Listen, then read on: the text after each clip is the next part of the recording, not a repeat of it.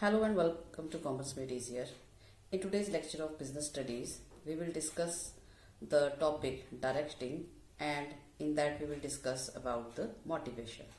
और मोटिवेशन क्या होता है? मोटिवेशन को कहते हैं प्रोत्साहन, और प्रोत्साहन जो होता है ये एक एलिमेंट है डायरेक्टिंग का, और उसका हम पिछले वीडियो में डिस्कस कर चुके हैं कि मोटिवेशन क्या होता है और जो फाइनेंशियल और नॉन फाइनेंशियल इंसेंटिव्स जो है किस प्रकार से मोटिवेट करते हैं किसी भी एम्प्लॉय को काम करने के लिए। अब हम जो है आज डिस्कस करेंगे Abraham Maslow's need hierarchy theory, यानी कि अब्राहम मैस्लो थे, he was basically a psychologist, और उन्होंने जो है 1943 में जो है एक नीड हायरार्की थ्योरी जो है वो बनाई थी, और उसके अनुसार जो है उन्होंने बताया था कि ह्यूमन नीड्स जो है, जो मानवीय आवश्यकताएं हैं, वो बहुत सारी होती हैं, लेकिन उनको उन्होंने 5 मेन कैटेगरीज में डिवाइड किया था। क्योंकि जो साइकोलॉजी है, अब यहाँ पर आपके मन में सवाल उठेगा कि साइकोलॉजी यहाँ पर बिजनेस में क्या कर रही है, हमें इसकी क्या जरूरत है साइकोलॉजी पढ़ने की। जो मैनेजर होता है बेसिकली वो दूसरों से काम करवाता है, ना कि वो खुद काम करता है। तो दूसरों को काम करने के लिए मोटिवेट करना, कि कोई भी व्यक्ति काम तभी करता है जब उसके पास कोई उद्देश्य होता है, कोई मकसद होता है काम करने का। तो कोई व्यक्ति यदि नौकरी कर रहा है या बिजनेस कर रहा है या कोई भी काम कर रहा है, कुछ ना कुछ उसके पीछे उसका उद्देश्य होता है, कोई चीज उसे मोटिवेट करती है किसी काम को करने या ना करने के लिए। तो इस तरह की कौन सी बातें हैं, क्योंकि एम्प्लॉय जो है वो एक ह्यूमन बीइंग है, उसकी कुछ आवश्यकताएं हो सकती हैं। तो एक मैनेजर यदि जानता है कि उसकी क्या आवश्यकताएं हैं, उसको वो पहचान सकता है, उसके आधार पर उसे मोटिवेट कर सकता है कि वो बिजनेस के लिए अच्छे से काम करे, जिससे बिजनेस का भी फायदा होगा, बिजनेस का भी जो टारगेट है वो अचीव होगा, और उस एम्प्लॉय की भी जो है अपनी पर्सनल नीड जो भी आवश्यकता है उसकी वो पूरी होगी। तो दोनों का ही इसमें फायदा होता है। तो इसलिए जो है बिजनेस में इसको जो साइकोलॉजी है उसका हम प्रयोग करते हैं, और अब्राहम मैस्लो की जो नीड हायरार्की थ्योरी है ये बहुत ही इंपॉर्टेंट है मोटिवेट करने के लिए अपने एम्प्लॉयज के लिए। तो let us see what this theory says. तो जो मैस्लो है उन्होंने 5 जो है कैटेगरीज बेसिकली बनाई हैं, और इसको इन्होंने पिरामिड शेप में जो है आप देख सकते हैं, पिरामिड शेप में उन्होंने इसको शो किया है। तो पिरामिड शेप का मतलब क्या होता है? तो जो सबसे पहली आवश्यकता है, यानी कि नंबर ऑफ जो रिक्वायरमेंट्स है या नीड्स हैं एट द फर्स्ट लेवल, ये ज्यादा होती हैं। इसलिए यहाँ से इसका जो बेस है पिरामिड का ये चौड़ा है, जो ये शो करता है कि यहाँ पर रिक्वायरमेंट्स ज्यादा होती हैं, फिजियोलॉजिकल नीड्स। उसके बाद जैसे जैसे हम ऊपर बढ़ते हैं ऐसे ऐसे ये जो है पिरामिड जो है वो नैरो होता जाता है, और ऊपर जाकर के सबसे टॉप पर जो रिक्वायरमेंट्स हैं, हमारी जो नीड्स हैं, बहुत ही लिमिटेड होती है। तो इसलिए यहाँ ऊपर ये नैरो फॉर्म में बढ़ जाता है। तो इस तरीके से पिरामिड फॉर्म में उन्होंने जो है ये आवश्यकताएं शो की हैं, दिखाई हैं, और इसको हम समझते हैं। तो जैसे फर्स्ट लेवल जो होता है, सबसे पहली जरूरत जो होती है इंसान की, शारीरिक आवश्यकताएं होती हैं, फिजियोलॉजिकल नीड्स। फिजियोलॉजिकल नीड्स के बाद सेकेंड स्टेज पे आती हैं हमारी सेफ्टी एंड सिक्योरिटी नीड्स, यानी कि सुरक्षा संबंधी आवश्यकताएं। सुरक्षा संबंधी आवश्यकताओं के बाद थर्ड लेवल पे हमारे आता है सोशल नीड्स, यानी कि सामाजिक आवश्यकताएं। सामाजिक आवश्यकताएं पूरी होने के बाद एस्टीम नीड्स, यानी कि सम्मान संबंधी आवश्यकताएं, और उसके बाद सेल्फ एक्चुअलाइजेशन नीड्स, यानी कि आत्म प्राप्ति संबंधी आवश्यकताएं। तो इस तरह से जो आवश्यकताएं हैं वो एक क्रम में, एक सीरियल ऑर्डर में उन्होंने अरेंज की हैं। तो first level, second level, third level, fourth level and fifth level, इस तरह से लेवल वाइज इसमें इन्होंने जो है रिक्वायरमेंट्स को, जो भी ह्यूमन नीड्स होती हैं, उनको इन्होंने एक कैटेगरी में डिफाइन किया है और एक सीरियल ऑर्डर में क्रमबद्ध तरीके से उनको लगाया है। तो जो ये नीड्स हैं, इसमें ये भी कहा जाता है कि जब तक फर्स्ट नीड हमारी पूरी नहीं होती है, उसके बाद जो है तब तक व्यक्ति दूसरी नीड पर नहीं पहुंचता। यानी कि जब तक एक रिक्वायरमेंट पूरी नहीं होती तो दूसरी रिक्वायरमेंट उसके मन में जागती नहीं है, यानी कि उसके लिए वो प्रेरित नहीं होता है। तो इसको हम अब डिटेल में पढ़ेंगे कि ये फिजियोलॉजिकल नीड्स, सेफ्टी नीड्स, ये सब क्या होती हैं और इनका क्या प्रभाव होता है मोटिवेशन करने में, किस तरह से व्यक्ति को हम इन आवश्यकताओं को पहचान कर उसे काम करने के लिए बिजनेस में प्रेरित कर सकते हैं। यहाँ पर हम सबसे पहले डिस्कस करेंगे फिजियोलॉजिकल नीड्स। फिजियोलॉजिकल नीड्स यानी कि शारीरिक आवश्यकताएं। और शारीरिक आवश्यकताएं क्या होती हैं? Every human being is motivated to work to fulfil the basic needs like food, shelter clothes, etc. that are necessary for the survival. And these are called physiological needs. यानी कि जो शारीरिक आवश्यकताएं होती हैं किसी भी इंसान के जीवित रहने के लिए जरूरी होती हैं, जैसे कि रोटी, कपड़ा और मकान। उसके अलावा आजकल जो बेसिक नीड है वो हमारी और भी बन गई है, जैसे सोना है या शिक्षा है या स्वास्थ्य है। ये हमारी एक बेसिक नीड्स हैं जो एक इंसान के जीवन के लिए बहुत जरूरी होती हैं। तो फिजियोलॉजिकल नीड्स में हमारी शरीर संबंधी आवश्यकताएं आती हैं, जो सबसे पहले, यानी कि एक सिंपल एग्जांपल से अगर समझते हैं, मान लीजिए कोई भी व्यक्ति जो है काम करता है या जॉब करता है या बिजनेस करता है या कोई भी काम करता है, वो क्यों करता है? क्योंकि वो अपने परिवार का या खुद का भरण पोषण करना चाहता है, अपने परिवार को 2 वक्त की रोटी, कपड़ा और मकान, ये सब आवश्यकताएं पूरी करने के लिए वो काम करता है।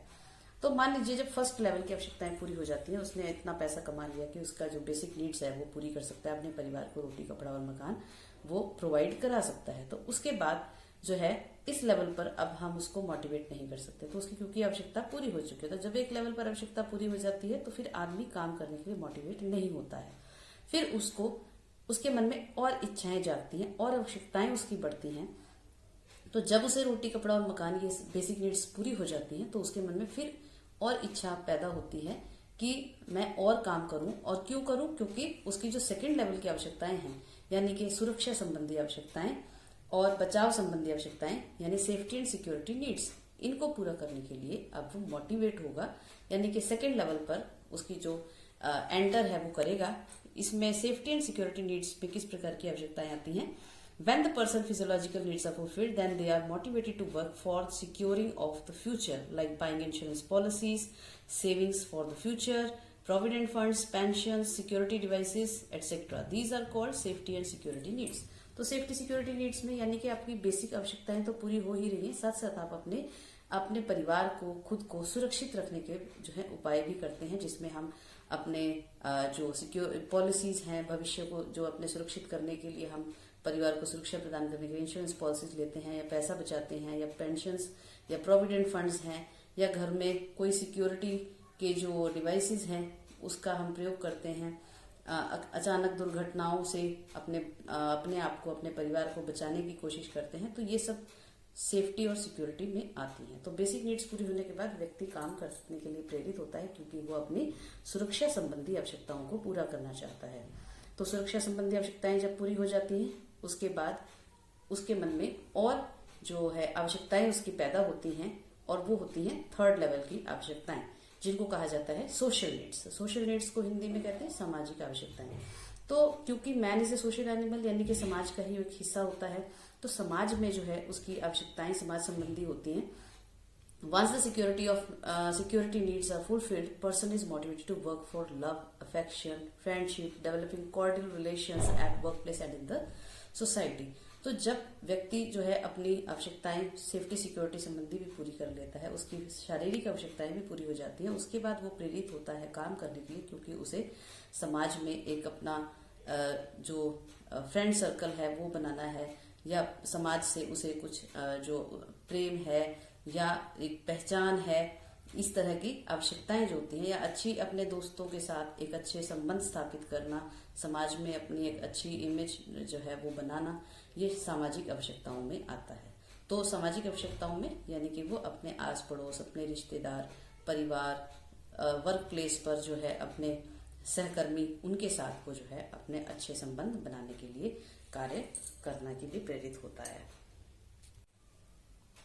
तो जब हमारी सोशल नीड्स पूरी हो जाती हैं, तो उसके बाद जो है व्यक्ति के मन में फिर आवश्यकताएं पैदा होती हैं उनको, और क्योंकि इच्छाएं कभी समाप्त नहीं होती, लेकिन इच्छाओं को एक क्रमबद्ध में सीरियल ऑर्डर में लगाया जा सकता है, जैसे कि मैस्लो ने लगाया है।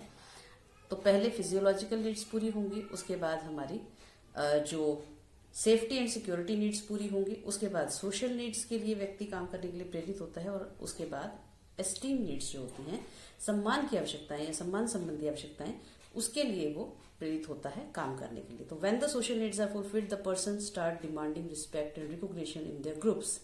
These needs can be fulfilled by giving non monetary incentives and motivating them to work. तो जो सेल्फ एस्टीम नीड्स होती हैं, इसमें इसका मतलब होता है आत्मसम्मान, स्वायत्ता, पहचान, पद और ध्यान की आवश्यकताएं। जो भी उसको एक पहचान जो है समाज में दिला सकती हैं, एक विशेष दर्जा जो है वो स्थान पाना चाहता है समाज में, वो उसकी आवश्यकताएं जो हैं एस्टीम नीड्स कहलाती हैं। तो व्यक्ति जो है काम करना चाहता है अपनी एक पहचान बनाने के लिए, एक सम्मानजनक स्थिति में आने के लिए सोसाइटी में, अपने फ्रेंड सर्कल्स में या ग्रुप्स में या अपने संगठन में जहां भी वो काम करता है उसमें वो एक अपनी पहचान या सम्मान जो है वहां प्राप्त करना चाहता है, अपनी अलग पहचान बना करके। तो ये आवश्यकताएं पूरी होती हैं एस्टीम नीड्स में, यानी सम्मान संबंधी आवश्यकताओं में। तो जब व्यक्ति की एक पहचान बन जाती है, उसने जो उसको एक सोसाइटी में एक अलग पहचान दिला सकता है, इज्जत दिला सकता है, रिस्पेक्ट दिला सकता है, उसके बाद जो है फिर भी उसकी इच्छाएं पूरी नहीं होती हैं और उसके बाद फिर से उसके मन में इच्छाएं पैदा होती हैं और वो इच्छा होती है सेल्फ एक्चुअलाइजेशन नीड्स, यानी कि आत्म प्राप्ति की आवश्यकता जो होती है वो उसके मन में पैदा होती है। आत्म प्राप्ति की आवश्यकता होती है, यानी कि this need is related to the whatever a person wanted to achieve in his life has achieved at this level। तो व्यक्ति जो भी बनना चाहता है, प्राप्त करना चाहता है, वो उसने प्राप्त कर लिया है। ये वो स्टेज है जब उसकी कुछ अधूरी इच्छाएं जो है वो नहीं पूरी कर पाया किसी कारणवश से, तो अब जो है इस लेवल पर सब कुछ उसे प्राप्त हो चुका है। उसकी रोटी कपड़ा और मकान की बेसिक नीड्स जो है, फिजियोलॉजिकल नीड्स, वो पूरी हो चुकी हैं। उसकी सोशल नीड्स हैं जो वो पूरी हो चुकी हैं। उसकी सेफ्टी एंड सिक्योरिटी संबंधी नीड्स पूरी हो चुकी हैं। एस्टीम नीड्स पूरी हो चुकी है। तो हर चीज उसके पास आज है, फिर भी उसके बाद भी उसके मन में कुछ ऐसी अधूरी इच्छाएं होती हैं जो पूरी नहीं हो पाई हैं। कई बार जैसे कोई व्यक्ति कुछ बनना चाहता था, कोई कुछ इच्छा थी उसकी अधूरी रह गई थी, उसको वो है इस लेवल पर वो उसको पूरा करने के लिए प्रेरित होता है। आत्म प्राप्ति, जैसे कि आत्मज्ञान की प्राप्ति वो करना चाहता है कि वो क्या है, इस दुनिया में वो क्यों आया है, वो अपने जीवन को समझना चाहता है, या कोई और उद्देश्य उसका ऐसा हो सकता है, जैसे कोई पेंटर बनना चाहता है वो नहीं बन पाया था, या अपनी कोई ऐसी अधूरी इच्छाएं जो होती हैं उसकी वो पूरी करना चाहता है। तो इस लेवल पर जो भी व्यक्ति प्राप्त करना चाहता है वो उसने इस लेवल पर प्राप्त करने के लिए वो प्रेरित होकर काम करता है।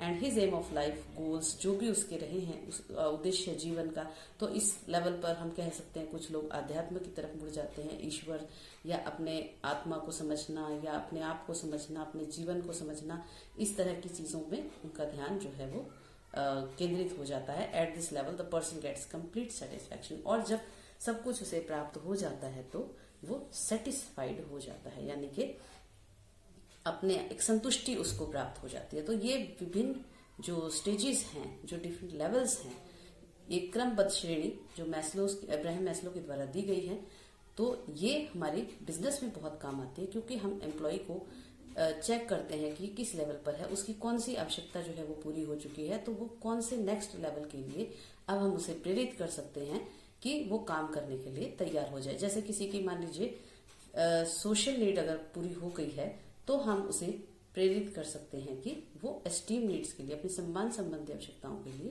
प्रेरित हो और काम करने के लिए तैयार हो। तो इस तरह से एक मैनेजर के लिए जो ये मोटिवेशन की जो ये थ्योरी है ये बहुत जरूरी है समझना, क्योंकि काम मैनेजर को नहीं करना है, काम किससे करना है, एम्प्लॉयज से करना है। तो एम्प्लॉयज को कैसे हम प्रेरित करें कि वो काम करें, मोटिवेट हो काम करने के लिए, उसकी आवश्यकता को पहचानना बहुत जरूरी है, ताकि वो सही तरीके से उसको प्रेरित किया जा सके, उसकी आवश्यकता को पहचान कर, और हमारी आवश्यकता भी पूरी हो, साथ साथ हमारे कर्मचारी की जो आवश्यकता है वो भी पूरी हो। तो इस थ्योरी के बाद जो है इसकी कुछ असम्पशंस हैं, कुछ मान्यताएं होती हैं कि जिनको हम मानते हुए इस थ्योरी को फॉलो करते हैं। जैसे कि the person is normal and not insane और एबनॉर्मल, यानी कि जिस व्यक्ति की हम बात कर रहे हैं, जिस व्यक्ति के बारे में हम ये जो श्रेणी उसकी आवश्यकताओं को हमने क्रमबद्ध तरीके से लगाया है, वो एक साधारण व्यक्ति है, यानी कि एक सामान्य व्यक्ति है, वो किसी तरह की कोई एबनॉर्मेलिटी उसके अंदर नहीं है, और वो एक साधारण इंसान है, सिंपल जो एक नॉर्मल पर्सन है वो है। Then the need generally occurs at the order, in an order, that is एक क्रमबद्ध तरीके से ही आवश्यकताएं पैदा होती है, यानी कि सीरियल ऑर्डर में हमारी आवश्यकताएं पैदा होती हैं, जैसा कि मैस्लो के द्वारा दिया गया है कि पहले फिजियोलॉजिकल नीड्स आती हैं, उसके बाद सेफ्टी सिक्योरिटी संबंधी नीड्स आती हैं, उसके बाद हमारी सोशल नीड्स आती हैं, उसके बाद एस्टीम नीड्स आती हैं, और लास्ट में सेल्फ एक्चुअलाइजेशन नीड्स। तो इसी ऑर्डर में हर व्यक्ति की आवश्यकताएं जो हैं वो होती हैं। The person moves to the next higher level only when the lower level needs are satisfied. तो इसमें कोई उनके मैस्लो के अनुसार ऐसी मान्यता है कि कोई भी आवश्यकता यदि एक आवश्यकता पूरी नहीं होती है तो उसके पूरी किए बिना, उस लेवल की आवश्यकताओं को पूरा किए बिना वो नेक्स्ट लेवल की रिक्वायरमेंट्स या नीड्स को पूरा नहीं कर सकता, यानी कि वो डायरेक्ट जंप नहीं कर सकता। जैसे कि मान लीजिए यदि किसी व्यक्ति के पास रोटी कपड़ा मकान नहीं है, यानी कि उसकी बेसिक नीड्स ही पूरी नहीं हुई हैं, तो वो सेल्फ एक्चुअलाइजेशन की बात नहीं कर सकता, वो सम्मान प्राप्ति की बात नहीं कर सकता। तो वो सबसे पहले उसके मन में जो सबसे पहली आवश्यकता ये है कि उसे कहीं से खाना मिल जाए, कहीं से उसे कपड़े मिल जाए या एक रहने के लिए मकान मिल जाए। तो बेसिक नीड पूरी होने के बाद ही वो आगे दूसरी आवश्यकताओं के बारे में सोच सकता है। तो जब तक एक स्तर की आवश्यकता पूरी नहीं होती है, एक लेवल की रिक्वायरमेंट्स कंप्लीट नहीं होती हैं, वो दूसरे लेवल पर आगे नहीं बढ़ेगा, यानी कि वो दूसरी चीजों के बारे में नहीं सोचेगा। कि सामाजिक सुरक्षा की बात तो बाद में आती है, पहले उसे खाने की आवश्यकता पूरी नहीं हो पा रही है तो वो सुरक्षा की बात कैसे सोच सकता है। तो इसलिए जो है एक लेवल की आवश्यकता पूरी होने के बाद ही व्यक्ति दूसरे लेवल पर आगे बढ़ता है, according to Maslow. Then the satisfied need does not motivate a person anymore, only higher level needs motivate him to work. यानी कि जो एक आवश्यकता आपकी पूरी हो गई है, उस आवश्यकता को पूरी होने के बाद अब वो जो लेवल है उसको मोटिवेट नहीं कर सकता है काम करने के लिए। अब जो है उसे हायर लेवल की जो रिक्वायरमेंट्स हैं, नीड्स हैं, उसको पूरा करने के लिए वो काम करने के लिए मोटिवेट होगा। तो जिस लेवल की आवश्यकता पूरी हो गई है, अब वो उसको, जैसे मान लीजिए आपने खाना खा लिया है, तो आपको यदि कोई काम करने के लिए कहता है और कहता है कि अगर आप मेरा काम करेंगे तो मैं आपको खाने के लिए चीज दूंगा, तो आपकी इच्छा बिल्कुल नहीं हो, क्योंकि आपका पेट भरा हुआ है, आपका मन नहीं है खाना खाने का, और तो आप बिल्कुल प्रेरित नहीं होंगे, आप उसकी बात पे ध्यान भी नहीं देंगे क्योंकि आपको भूख नहीं लगी है। लेकिन अगर आपको भूख लगी है तो वो आप जो भी काम आपको कहेगा करने के लिए तो आप करना चाहोगे, आप प्रेरित होगे काम करने के लिए, क्योंकि आपको खाने की आवश्यकता है। तो जब एक लेवल की आवश्यकता पूरी हो जाती है तो वो लेवल आगे उसको मोटिवेट नहीं करता है काम करने के लिए। तो फिर नेक्स्ट जो लेवल है वो उसको यूज करके हम अपने एम्प्लॉय को मोटिवेट कर सकते हैं कि आपकी आवश्यकता पूरी होगी, अगर आप ये काम करोगे तो वो अपनी आवश्यकता को पूरा करने के लिए, काम करने के लिए प्रेरित हो जाएगा। तो इस तरीके से मैस्लो ने जो साइकोलॉजी की ये एक थ्योरी दी थी, इसका प्रयोग जो है ऑलमोस्ट हर जगह पर ही किया जाता है। खासकर बिजनेस के लिए तो ये बहुत ही जरूरी है, क्योंकि हम अपने एम्प्लॉयज के साथ काम करते हैं। अपने एम्प्लॉयज की आवश्यकताओं को पहचानना एक मैनेजर के लिए बहुत जरूरी चीज है, क्योंकि हर व्यक्ति अलग अलग तरीके से मोटिवेट होता है, हर व्यक्ति का अपना अलग अलग लेवल होता है। तो उनको पहचानना और उनको काम करने के लिए प्रेरित करना बहुत जरूरी है। तो दैट्स ऑल फॉर टुडे। आशा है आपको आज का जो ये टॉपिक है समझ में आ गया होगा, और बहुत ही इजी है, बहुत ही इंटरेस्टिंग है और बहुत ही इंपॉर्टेंट भी है from the examination point of view से। तो आज के लिए इतना ही, और हमारे इस वीडियो को लाइक कीजिए, शेयर कीजिए, and don't forget to subscribe this channel. Thank you.